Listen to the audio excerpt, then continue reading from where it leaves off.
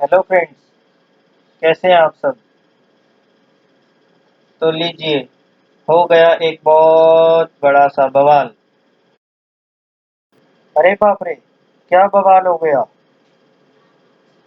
तो बवाल ये हुआ है कि इन्वेस्टर्स के 30,000 करोड़ रुपए अटक गए हैं और अभी कुछ भी आइडिया नहीं है कि आगे होने क्या वाला है। आज बात करेंगे इस वीडियो में कि क्या लापरवाही करते हैं लोग इन्वेस्ट करते हुए, कैसे हमें इन चीज़ों से बचना होगा। अगर आप इन फंड्स में नहीं फंसे हैं तो बढ़िया है, और आगे भी क्या ध्यान रखना चाहिए। नमस्कार दोस्तों, मेरा नाम है तुषार बुद्धिराजा और आप देख रहे हैं मेरा चैनल ट्रेजर विद तुषार।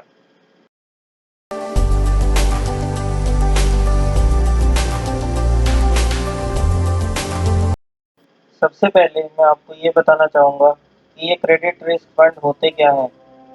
ये सारे क्रेडिट रिस्क फंड एक तरह के डेट फंड्स होते हैं। अरे भाई, अब ये डेट फंड्स क्या होते हैं? तो हमारे पास दो टाइप के मेजरली फंड्स होते हैं। एक होता है इक्विटी ओरिएंटेड फंड और सेकंड होता है date oriented fund. Equity oriented funds में आप एक कंपनी को पैसे देते हैं और वो आगे कंपनी के शेयर्स में इन्वेस्ट कर देते हैं। वो कंपनी दूसरी कंपनी के शेयर्स परचेज करती है और उसमें मिला हुआ प्रॉफिट फिर आप लोगों के साथ शेयर कर देती है। और डेट ओरिएंटेड फंड्स में आप पैसा जो कंपनी को देते हैं, वो कंपनी आगे कंपनीज को उधार के फॉर्म में पैसा दे देती हैं।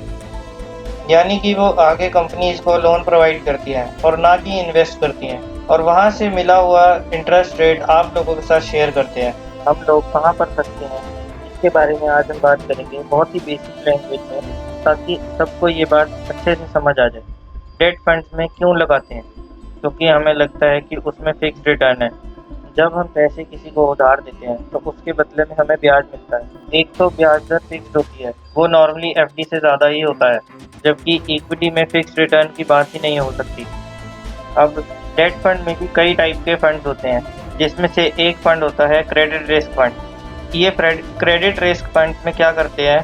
क्रेडिट रिस्क फंड में भी ये लोग डेट ही देते हैं, लेकिन 65 से 70% पैसा ये लगाते हैं ऐसी कंपनीज में या सिक्योरिटीज में जिनकी रेटिंग्स थोड़ी कम होती हैं।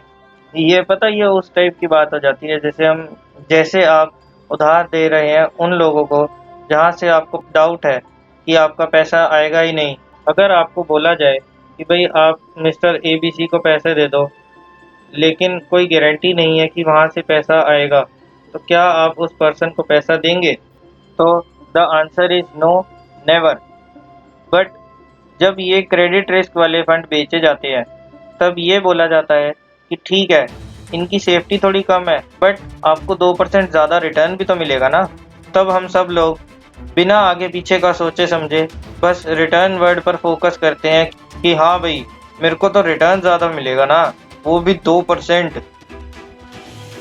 हम इनमें इन्वेस्ट कर देते हैं। हमें तो बस ये मतलब होता है कि इसमें रिटर्न हमें एफडी से ज़्यादा मिलेगा, बाकी डेट फंड से भी ज़्यादा मिलेगा, तो ये अच्छा है ना, और इसमें पैसा लगा देते हैं और फिर उसके बाद हम फंस जाते हैं। अब जैसे ही कोई क्राइसिस आता है तो सबसे पहले ये फंड नीचे जाना शुरू कर देते हैं। इसलिए आपको ये ध्यान रखना है कि डेट फंड्स में इन्वेस्ट करें, ये बुरे नहीं हैं। म्यूचुअल फंड्स बुरे नहीं हैं, इक्विटी ओरिएंटेड फंड्स कोई भी बुरे नहीं है, बस आपको प्रॉपर रिसर्च के साथ इनमें इन्वेस्ट करना है। हम इतनी रिसर्च करते हैं, वॉरेन बफे को इतना मानते हैं, तो उनकी बात क्यों नहीं सुनते हम?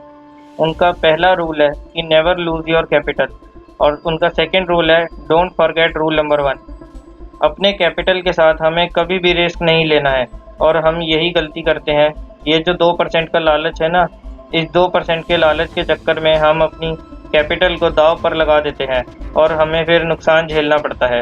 अब आपको समझ आ गया कि क्रेडिट रिस्क फंड क्या होते हैं।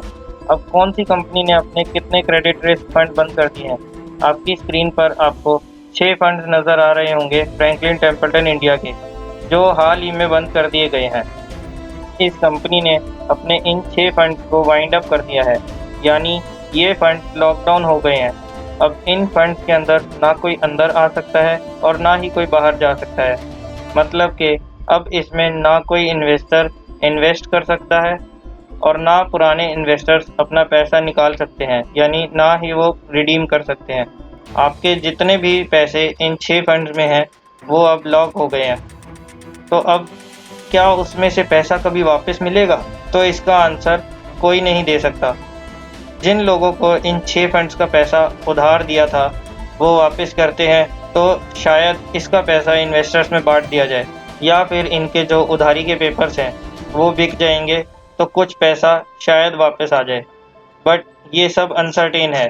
फ्रैंकलिन वालों ने वाइंड अप करते हुए ये कहा कि जल्दी से जल्दी अपने फाइनेंशियल एडवाइज़र से मिलें और इसकी इम्प्लीकेशंस को डिस्कस करें। तो ये था फ्रेंड्स पूरा सिनेरियो जिसमें इन्वेस्टर्स के 28 से 30 हज़ार करोड़ रुपए फंस गए हैं। अगर आपको ये वीडियो अच्छी लगी तो इसे लाइक कीजिए, फ्रेंड्स के साथ शेयर कीजिए और चैनल को सब्सक्राइब कीजिए ताकि हमें भी थोड़ी मोटिवेशन मिलती रहे। Thank you.